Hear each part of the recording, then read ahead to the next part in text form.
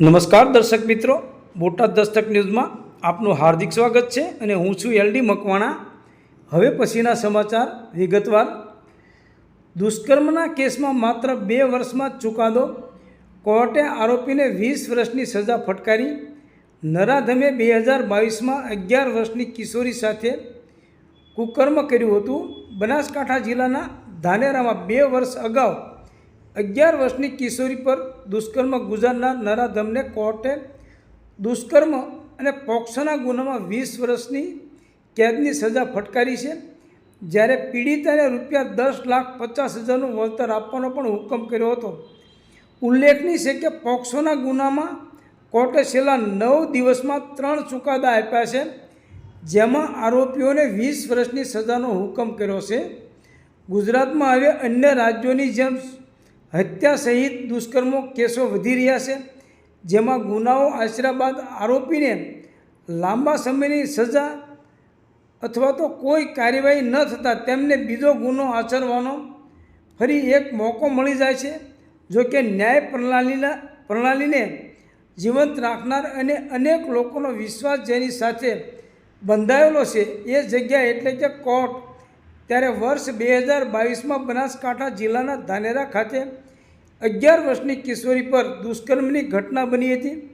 એમાં દુષ્કર્મ ગુજારનાર મહેન્દ્ર પૂંજાભાઈ માજેરાણા, રહેવાસી ભીલવાસ ધાનેરા વિરુદ્ધ ધાનેરા પોલીસ સ્ટેશનમાં દુષ્કર્મ અને પોક્સો હેઠળ ફરિયાદ નોંધાઈ હતી।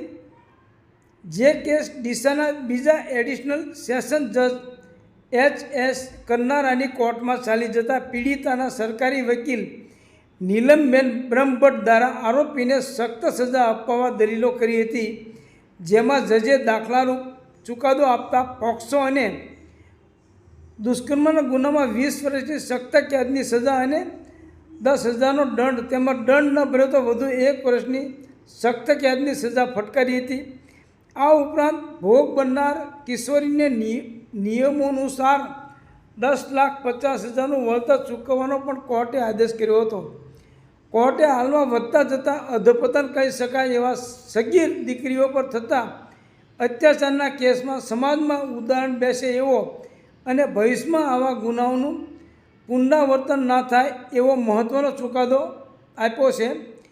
ઉલ્લેખનીય છે કે 3 દિવસ પહેલાં જ પાવી જેતપુર તાલુકામાં એક ગામની 8 વર્ષીય બાળકી સાથે ગામના જ નરાધમે 3 વર્ષ પહેલાં દુષ્કર્મ ગુજાર્યું હતું। જે કેસમાં નામદાર કોર્ટે નરાધમને 20 વર્ષની સખ્ત કેદ અને ₹25,000ના દંડની સજા ફટકારી હતી।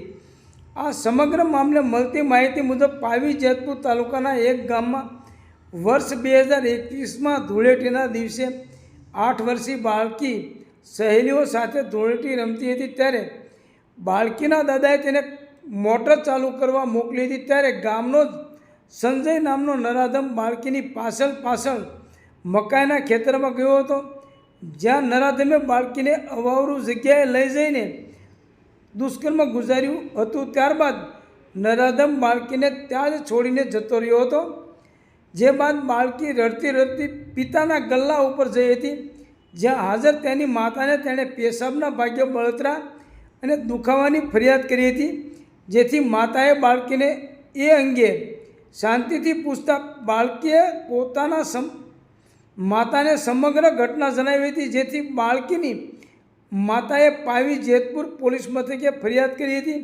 આ કેસ છોટા ઉદેપુરની નામદાર કોર્ટમાં ચાલી જતા જિલ્લા મુખ્ય સરકારી વકીલ સોનલબેન દેસાઈની દલીલોને ધ્યાનમાં રાખીને નામદાર કોર્ટે આરોપી સંજય સોનકાભાઈ રાઠવાને 20 વર્ષ સખ્ત કેદ અને ₹25,000 દંડની સજા ફટકારી હતી। 9 દિવસ પહેલાં પણ સુરતમાં વર્ષ 2018માં સચિન વિસ્તાર ખાતે 14 વર્ષીય સગીરા સાથે દુષ્કર્મ કરનાર આરોપીને પોક્સો કોર્ટે 20 વર્ષની સખ્ત સજા કરી હતી। આરોપી અને સગીરા એક જ જગ્યાએ નોકરી કરતા હતા। આરોપીએ સગીરાને લગ્નની લાલચ આપી અપહરણ કરી દુષ્કર્મ ગુજાર્યું હતું। આરોપી વિજય સગીરાને જબરજસ્તી રિક્ષામાં બેસાડીને અજાણી જગ્યાએ લઈ ગયો હતો। ત્યારબાદ તેને ત્યાંથી લગ્નની લાલચ આપી દિલ્હી લઈ ગયો હતો। 2 થી 3 વર્ષથી આરોપી સાથે રહી હતી।